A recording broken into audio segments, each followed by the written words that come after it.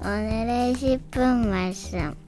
이사야 66장 15절부터 24절입니다. 오늘은 이사야의 마지막 부분입니다. 15절 한 절 읽도록 하겠습니다. 보라, 여호와께서 불에 둘러싸여 강림하시리니 그의 수레들은 회오리 바람 같으리로다. 그가 혁혁한 위세로 노여움을 나타내시며 맹렬한 화염으로 책망하실 것이라. 오늘 본문은 이사야의 마지막 본문 내용입니다. 이사야 전체는 두 가지 주제를 가지고 있습니다. 첫 번째는 하나님의 심판, 두 번째는 하나님의 구원이라 말할 수 있습니다. 그래서 오늘 이사야 마지막 본문은 이사야 전체의 주제를 요약적으로 우리들에게 말씀하고 있습니다. 그리고 그 두 가지 주제, 즉 하나님의 심판 그리고 구원을 하나의 주제로 말한다면 그것은 사랑입니다. 하나님은 우리를 사랑하시기 때문에 구원해 주시고 또한 사랑하시기 때문에 심판을 말씀하시며 죄악된 길에 서 있는 자들로 하여금 돌아오길 바라는 마음으로 그들에게 경고를 하고 계십니다. 그래서 사랑이신 예수님이 시작하신 그 복음에는 구원과 심판이 함께 존재합니다. 예수님의 죽으심과 다시 부활하심으로 구원과 심판이 동시에 시작되었습니다. 그리고 그분의 두 번째 돌아오심을 통해 그 구원과 심판은 완성될 것입니다. 오늘 이사야는 나만의 삶을 넘어선 우주적 삶의 큰 그림을 보여주고 있습니다. 오늘 본문을 통해 하나님이 계획하신 큰 그림을 다시 한번 확인하신다면 우리가 잠시 잊고 있었던 이 땅에서의 목적을 다시 찾게 될 것입니다. 오늘 주어진 하루는 억지로 살아가야 할 하루가 아닌 우리가 정복해야 할 하루라는 것을 기억하시길 바랍니다. 오늘 본문은 크게 두 가지로 나눌 수 있습니다. 첫 번째, 하나님의 심판. 두 번째는 온 세계의 회복입니다. 첫 번째 부분은 15절서부터 17절까지 하나님의 심판을 이사야서 마지막 본문에서 다시 한번 강조하고 있습니다. 심판을 강조하는 것은 하나님의 사랑입니다. 하나님은 지금도 심판의 길을 향해 걷고 있는 자들에게 오늘이라도 돌아오길 바라고 계십니다. 15절에서는 하나님의 심판을 불과 함께 그의 강림, 즉 이 땅에 내려오심으로 묘사하고 있습니다. 15절 다시 한번 읽겠습니다. 보라, 여호와께서 불에 둘러싸여 강림하시리니 그의 수레들은 회오리 바람 같으리로다. 그가 혁혁한 위세로 노여움을 나타내시며 맹렬한 화염으로 책망하실 것이라 라고 말씀하고 있습니다. 그리고 16절에 분명하게 그 마지막 때에 하나님의 심판으로 죽임당할 자가 많음을 이야기하고 있습니다. 그리고 이어서 17절에서는 그 심판을 받을 대상자들의 행동을 고발하고 있습니다. 그 심판받을 자들을 66장 초반부에 나와 있는 불의한 자들과 연결해서 보게 되면 그들은 이스라엘 믿음의 공동체 안에 있는 자들입니다. 하지만 배교한 자들이고 겉과 속이 다른 세상과 타협한 자들입니다. 그리고 그냥 오늘 본문만 본다라면 이들은 하나님이 아닌 다른 우상들을 숭배한 자들임을 보여주고 있습니다. 17절입니다. 스스로 거룩하게 구별하며 스스로 정결하게 하고 우상들에게 하는 정결한 행동이고요.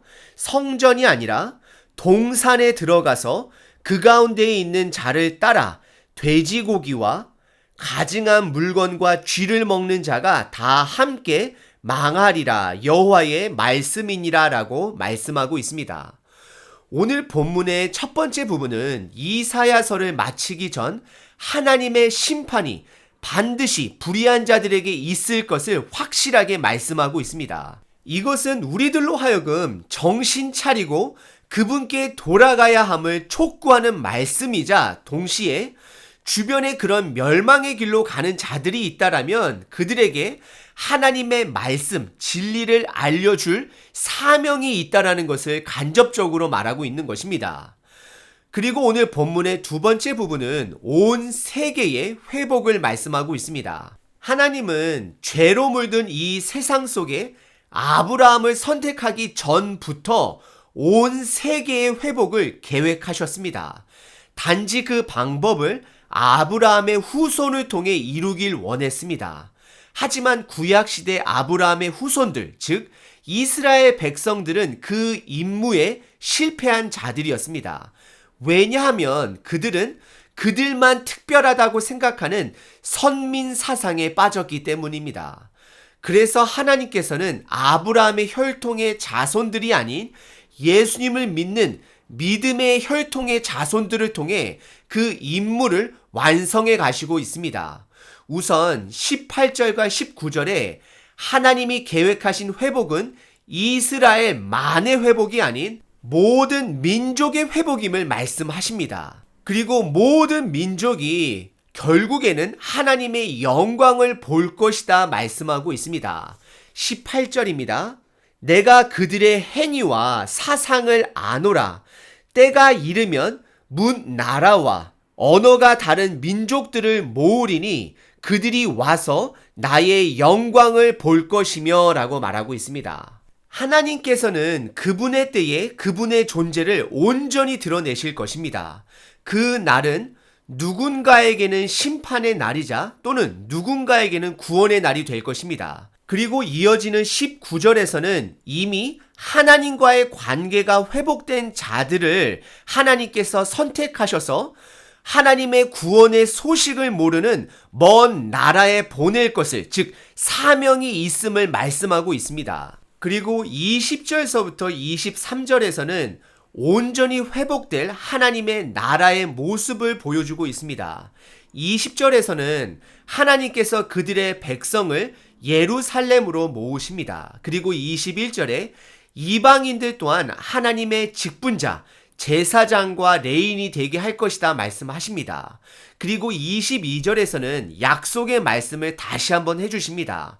하나님께서 새롭게 만들 나라는 영원한 나라가 될 것임을 말씀하고 있습니다.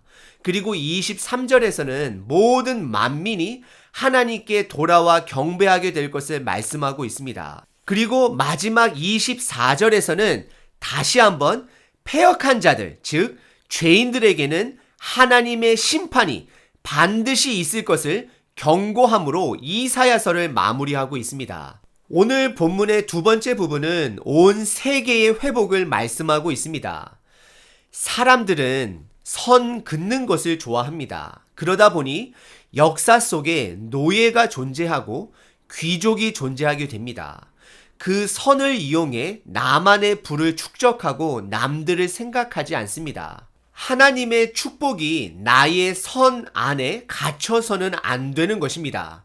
그럼 그것은 더 이상 축복이 아닌 내 삶을 썩게 하는 저주가 됩니다. 하나님의 축복을 하나님의 방법으로 사용할 때 비로소 나와 이웃들에게 더 큰 축복이 됩니다. 이제는 나만의 신앙, 내 가족, 내 교회, 오직 나의 나라 대한민국, 이러다 보면 결국 우리는 하나님의 회복 계획에 걸림돌만 되는 사람들이 됩니다. 하나님은 우리가 넘치게 받은 그 축복이 남들에게, 이웃들에게, 다른 나라들에게 흘러가길 원하고 계십니다.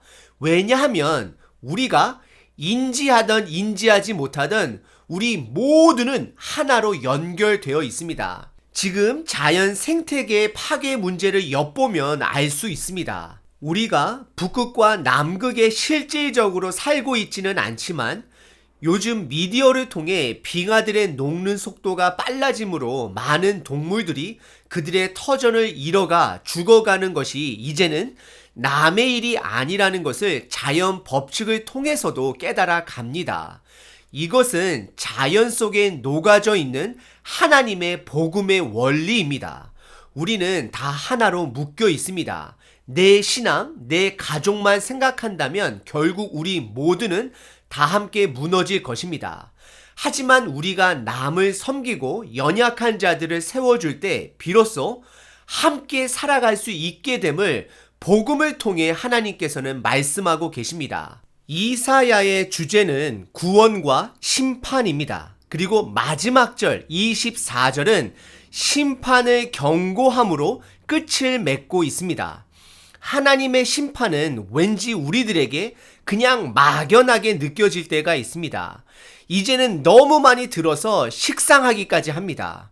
하지만 하나님께서 마지막 때에 심판이 있다는 것을 강조하시고 경고하실 때는 우리는 현실적으로 받아들일 수 있는 눈이 있어야 합니다. 그 심판의 세 가지 현실적인 눈을 나누겠습니다. 첫 번째, 우리 모두는 언젠가는 죽습니다.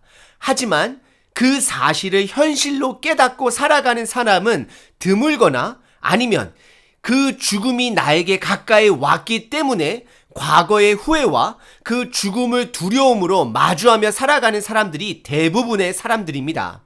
두 번째, 하나님의 마지막 때는 우리 모두에게 있을 것입니다. 지금 이 땅에서 주식의 동향을 알기 위해 혈안이 되어 살아가고 있으면서도 반드시 우리들에게 있을 그 심판의 자리는 인지하지 못하고 하루하루 살아갑니다. 세 번째는 하나님의 심판은 우리에게 사명이 있음을 말하고 있습니다. 이 땅의 삶은 제한적입니다. 우리가 아무리 노력을 해도 결국 육체의 죽음으로 인해 건강, 재물, 지식, 관계, 이 모든 것은 제한적일 수밖에 없다라는 것입니다. 하지만 하나님께서는 구원의 길을 우리들에게 분명히 주셨습니다. 그 길은 예수님과 관계를 시작하는 것입니다. 그 길을 걸어가느냐 안 걸어가느냐는 여러분들의 선택에 있습니다. 그 길에 들어선 사람은 이 땅 너머의 삶을 바라보며 이 땅이 제한한 것을 넘어선 삶을 살아가게 됩니다. 죽음을 넘어선 삶, 재물을 넘어서는 삶, 세상적 지식을 넘어서는 삶을 살아갈 수 있다라는 것입니다. 그리고 더 이상 나만의 삶이 아닌 온 세계의 회복에 눈을 뜨게 됩니다. 하나님의 마음으로 이 세상을 살아가게 됩니다. 그런 자들은 하나님을 신뢰하며 하루하루를 그분이 주신 사명으로 살아가게 됩니다. 여러분들 오늘 하루가 여러분들의 마지막일 수 있습니다. 왜냐하면 어느 누구도 내가 내일 죽을 것이라 예상하며 오늘을 살아가는 사람이 없기 때문입니다. 오늘 하루가 마지막이기 때문에 막 사는 사람들은 죄악의 길에 서 있는 사람입니다. 하지만 오늘 하루가 마지막이기 때문에 하나님의 마음으로 살아가는 사람은 영원한 생명을 이미 지니고 살아가는 자들입니다. 세상이 감당하지 못하는 자들입니다. 여러분들 혹시 20대, 30대로 젊으신 분들이 계시나요? 그럼 하나님의 마음으로 이 땅을 마음껏 정복하며 살아가시길 바랍니다. 실수해도 괜찮습니다. 높은 곳에 오르지 못해도 괜찮습니다. 왜냐하면 하나님은 여러분들의 마음을 보시기 때문입니다. 그리고 40대, 50대 분들, 특별히 가족이 있으신 분들, 여러분들 기억하십시오. 여러분들의 자녀 곧 떠나갑니다. 여러분들의 배우자 언젠가는 세상을 떠날 것입니다. 오늘 하루 하나님이 붙여주신 여러분들의 가족을 마음껏 적극적으로 사랑하십시오. 그리고 이웃들을 적극적으로 물질로, 봉사로 가족들과 함께 사랑하십시오. 그리고 60대 이상이신 분들, 이제는 육체적으로 내리막길에 있다라는 것을 받아들이십시오. 이제는 더 이상 가늘게 오래 살기를 아둥바둥하며 살아가는 자가 아니라 믿음의 사람이 그 막판의 삶을 마라톤과 같이 어떻게 끝내는지를 우리 후손들에게 보여주십시오. 그래서 그들도 우리들도 저도 예수님처럼 긴 여생이 아니라 할지라도 삶의 의미가 충만한 삶을 살아가게 하십시오. 오늘 하루도 고난 속에 있을지라도 그 가운데서 복음의 사명을 찾아내시고 그 사명을 감당하시는 하루 되시길 바랍니다. 우리는 하나님의 자녀입니다. 파이팅! 파이팅!